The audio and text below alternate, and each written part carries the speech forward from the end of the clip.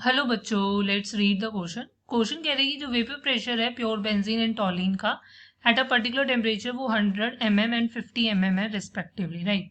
सो mm basically Hg है ये आपका, राइट, क्लियर। सो ये हमें क्या है, प्रेशर आपको यहाँ पर गिवन है।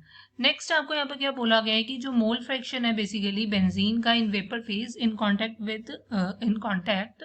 With equimolar solution of benzene and टॉलिन is, मतलब आपको मोल फ्रैक्शन जो है बेंजीन का वेपर फेज में निकालना है, क्या होगा अगर वो कांटेक्ट में with equimolar solution of benzene and टॉलिन। तो सबसे पहले मुझे इस क्वेश्चन का की कॉन्सेप्ट समझना होगा।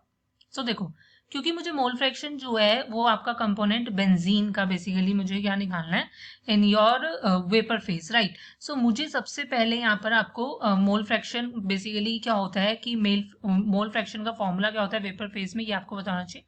सो मोल फ्रैक्शन जो होती है काई से रिप्रेजेंट करते हैं, उसका वेपर फेज में फॉर्मूला होता है आपके पास कि हमारे पास जो भी कंपोनेंट है उसका partial pressure, right, this is your partial pressure divided by जो भी हमारे पास टोटल प्रेशर है।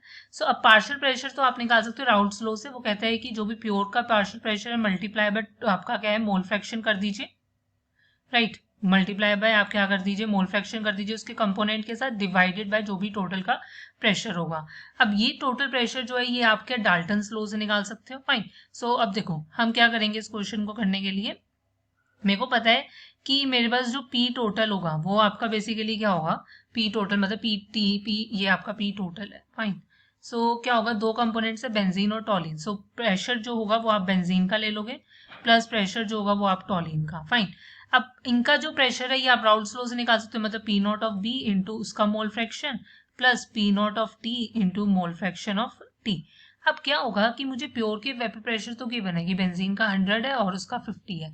अब अगर मैं मोल फ्रैक्शन की बात करती हूँ तो मोल फ्रैक्शन क्या होगा, क्योंकि इक्विमोलर है और मोल फ्रैक्शन का जो सम होता है, मतलब मेरे पास अगर मैं टॉलिन प्लस बेंजीन का सम ले रही हूँ वो हमेशा 1 होगा, क्योंकि इक्विमोलर तो 0.05 हो जाएगी दोनों की, राइट। सो ये क्या होगा 100 इंटू 0.5 प्लस आपके पास क्या है ये 50 इंटू 0.5। सो इसको सॉल्व कर लेते हैं, ये आपका क्या होगा 50, क्लियर, प्लस आपके पास क्या है ये हो जाएगा आपके पास 25। सो ये मेरे पास कितना निकल कर आ रहा है 75, राइट, क्लियर।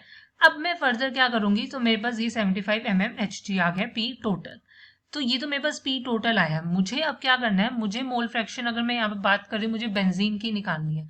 सो मेरे पास ये सारे फैक्टर्स जो होंगे वो बेंजीन के होंगे। सो पी नॉट बेंजीन का कितना है 100 और उसका जो मोल फ्रैक्शन है वो कितना होगा 0.5, राइट, डिवाइडेड बाय टोटल कितना है 75। सो सॉल्व कर लेते हैं, इंटू 10, 0 से 0 कैंसिल, ये हो गया मेरे पास 50 डिवाइडेड बाय 75, राइट। सो ये हो जाएगा आपके पास 2/3। फर्दर अगर मैं इसकी बात करती हूँ आप इसको कैसे सॉल्व करोगे, हमारे पास है 2 divided by 3, so it will come out to be 0.67 approximately, right. और मोल फ्रैक्शन यूनिटलेस होती है। So the final answer is option A. Hope you understand it well. Best of luck, thank you.